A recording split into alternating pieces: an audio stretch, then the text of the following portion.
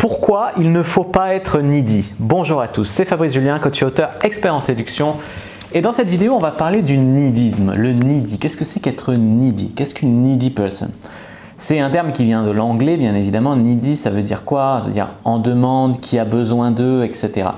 Et dans la communauté de la séduction, les mecs needy, mais les filles needy aussi, même si c'est un peu moins grave chez une fille, c'est quand même des choses qui font fuir quelque part. Alors, un homme needy en séduction, ça peut avoir plusieurs aspects. Le premier aspect, c'est l'homme qui est en demande, c'est-à-dire toujours pourquoi tu réponds pas vite à mes SMS, ah, je t'ai écrit il y a 1 heure, pourquoi elle n'a pas vite répondu, machin. Ça peut être le mec désespéré, ça peut être le mec, c'est cette fille, c'est elle, c'est sûr, de toute façon je parle à aucune autre fille, donc c'est sûrement elle. Si c'est pas elle, oh là là, ma vie ça va être une catastrophe, comment je peux imaginer, ah là là. Un mec needy, ça va être un mec mort de faim. Oh, j'ai pas baisé depuis 2 ans là, pour une fois que je parle à une fille, si je la baise pas, c'est la catastrophe. Il faut absolument pas que je me rate, machin. Je vais la relancer tous les jours, je vais là, voilà. Un mec needy, ça peut être ça aussi. Ça peut être aussi le needisme, la recherche d'approbation. Et c'est là qu'on tombe dans la vantardise. C'est-à-dire que le mec, qu'il soit mytho ou pas, va dire ouais, je gagne 20 000 € par mois, je fais ci, je fais ça, t'as vu, je vais à la salle tous les jours, t'as vu, t'aimes bien, tu vois. La recherche d'approbation, bon là c'est extrême, mais la recherche d'approbation de la fille. En fait, ce que vous devez comprendre, c'est que être needy, en fait, c'est presque en fait le contraire de la présélection. La présélection, pour rappel, c'est le fait pour un homme d'avoir du succès avec les femmes et que les femmes le sachent. Tu peux communiquer sans le montrer, mais communiquer que tu es un homme qui a du succès avec les femmes quand tu n'es pas needy, quand tu n'es pas en demande. Par exemple, une fille va te dire ce soir finalement je peux pas, on se voit demain. Le mec needy va dire ah mais non, tu fais chier, j'avais tout organisé pour toi, putain. Bon, hein. Et le mec qui est plutôt qui a le choix et qui est bien dans ses pompes en fait, qui est pas en manque, il va dire ok, très bien, ça me va. Ou alors s'il a autre chose à faire, il va dire bah non, demain je peux pas, après-demain, tu vois. Mais c'est la différence entre, voilà, le needy va s'énerver, il va être frustré, il va être super jaloux. C'est toutes ces émotions-là qui sont en fait associées au needisme. La présélection, voilà, il faut bien comprendre que le succès, c'est un cercle vertueux. Paradoxalement, les femmes aiment les hommes qui ont du succès, notamment avec les autres femmes, mais aussi dans la vie. Et si tu n'as pas de succès, et quand tu es needy, tu communiques que tu n'as pas de succès. Si tu n'as pas de succès avec les femmes, ça va être difficile d'avoir du succès avec les femmes. Et à contrario, quand tu commences à avoir du succès avec les femmes, tout de suite, tu vas te comporter naturellement d'une façon beaucoup plus alpha. Tu vas être beaucoup moins en demande, beaucoup moins désespéré. Ça va se ressentir dans ton langage corporel, dans ta manière d'interagir avec les filles. En gros, quand tu rentres dans le cercle vertueux du succès, après, tu y es. Mais par contre, si tu es en dehors de ce cercle, ça va être très difficile d'y rentrer. C'est pour ça qu'il y a le game d'ailleurs. Et que d'ailleurs, les débuts sont souvent difficiles dans le game. Et après, une fois qu'on a chopé le truc, ça fonctionne beaucoup mieux. Un mec needy va être trop gentil. Gentil, c'est bien, mais trop gentil, c'est voilà, ouais, c'est ça. Les filles vont presque trouver ça bizarre, ça cache quelque chose, etc. Trop prévenant, trop poli, trop étouffant, trop collant. Tu diras, il y a beaucoup de femmes qui cherchent un homme qui s'intéresse à elles, machin, et quand elles trouvent un homme qui est à fond sur elles, eh ben, elles s'en éloignent. Bah, ça arrive aussi. Après, il y a des filles needy aussi. Le problème, c'est quand c'est pas calibré. C'est-à-dire quand la fille, elle est dans l'état d'esprit d'un plan cul et que toi, tu es trop collant, quand la fille, elle est à fond alors que toi tu n'es pas encore à fond, tu peux bien l'aimer mais tu n'es pas encore à fond, elle est super à fond, il y a un décalage, tu vois, entre les deux niveaux et c'est ça qui crée le problème. Si les deux personnes sont needy l'une de l'autre, après tout ça pose de problème à personne, tu vois. Le problème c'est quand il y a un décalage entre les deux. Ce que vous devez communiquer à la fille pour ne pas être needy, c'est que vous n'avez pas besoin d'elle, vous avez envie d'elle, vous avez envie d'être avec elle, vous avez envie de lui faire l'amour, vous avez envie de coucher avec elle. Mais vous n'avez pas besoin d'elle, non. Je veux dire, si elle ne veut pas, bah, c'est dommage pour tous les deux, mais vous en trouverez d'autres. Tu vois l'état d'esprit un petit peu. Par contre, est-ce qu'elle trouvera un mec aussi bon baiser que vous, aussi sympa, aussi voilà, ça c'est la question.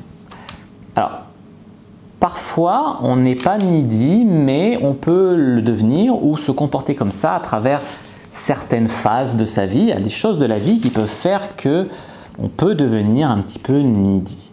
Un choc émotionnel, un chagrin d'amour, c'est des choses qui peuvent te faire devenir beaucoup plus needy pendant une période. Alors, c'est pas forcément que tu es needy vraiment de la fille que tu as rencontrée, c'est juste qu'elle est là. Et parfois oui, mais parfois c'est juste qu'elle est là et que en fait, bah, toi, tu as un grand vide émotionnel en toi. Alors, je sais pas, un deuil par exemple, ou comme j'ai dit, une rupture, un chagrin d'amour. Et voilà, tu as besoin, là, tu es en dépendance affective, tu as besoin de quelque chose. Et ça peut te faire passer pour un needy alors qu'en fait tu ne l'es pas forcément, mais à une période de la vie, tu as pris une grosse claque et tu te comportes comme ça un petit peu pendant un certain temps et c'est dommageable. Même si tu es dans le cercle du succès, tu peux en sortir, tu vois, à cause de ça. La peur du célibat, il y a des gens qui ont peur de la solitude, qui ont peur du célibat. D'ailleurs, les gens qui sont très seuls et qui respirent la solitude, le malaise, etc., ils ont tendance à faire fuir les gens, tu vois, et les filles. Et c'est très difficile. Donc, si tu es seul dans la solitude, il va falloir apprendre à communiquer, moins de nidisme pour pouvoir paradoxalement être moins seul. Alors que tu serais peut-être la personne qui a le plus besoin de quelqu'un et qui serait plus prêt à faire des efforts pour une autre personne, mais cette personne ne va pas en vouloir parce qu'elle va trouver que ça sent le roussi, tu vois. Donc la peur du célibat, la solitude, la confiance en soi, soit elle est basse, estime de soi, soit elle baisse suite à un choc émotionnel, comme on a dit. Souvent les gens needy, c'est des gens qui ont une confiance en eux assez basse à un moment ou à un autre. Alors ils vont être trop jaloux, ça va être disproportionné par rapport à la réalité, genre un mec qui rencontre une fille sur Adopt, premier rendez-vous, il lui dit « j'espère que tu parles pas à d'autres gars et tout », tu vois, ça c'est complètement disproportionné. Sans cesse le besoin d'être rassuré, arrive au premier rendez-vous, il va dire « bon ça va, je te plais, machin », ça va, c'est pas des trucs que tu demandes, c'est des trucs que tu ressens, et même si tu lui plais pas, après tu la charmes par ta personnalité, tu vois. Il va mettre trop les femmes sur un piédestal, toujours en mode « ah t'es trop jolie, ah je te paye plein de trucs, oh, ok j'ai de la chance d'être avec toi », voilà, bla bla bla bla bla. Voilà, tout ça c'est des choses qu'il ne faut pas faire.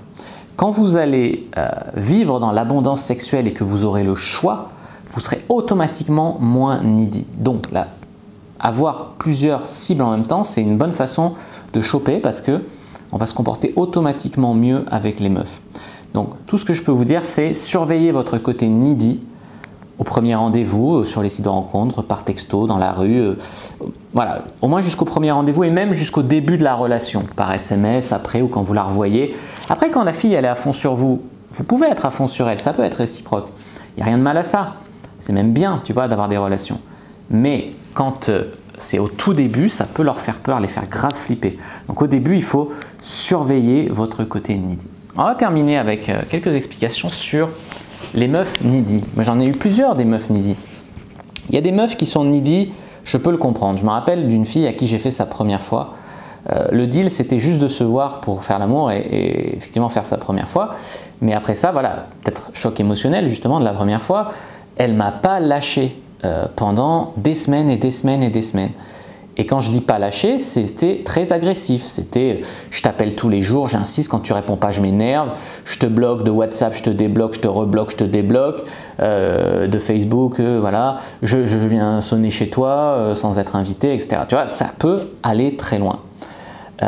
Et puis je me rappelle d'une autre fille qui était pourtant une fille très bien, une jolie petite, était châtain clair, blonde, une cardiologue, bonne situation, voilà, dans mes âges, 27 ans, je crois qu'on avait tous les deux.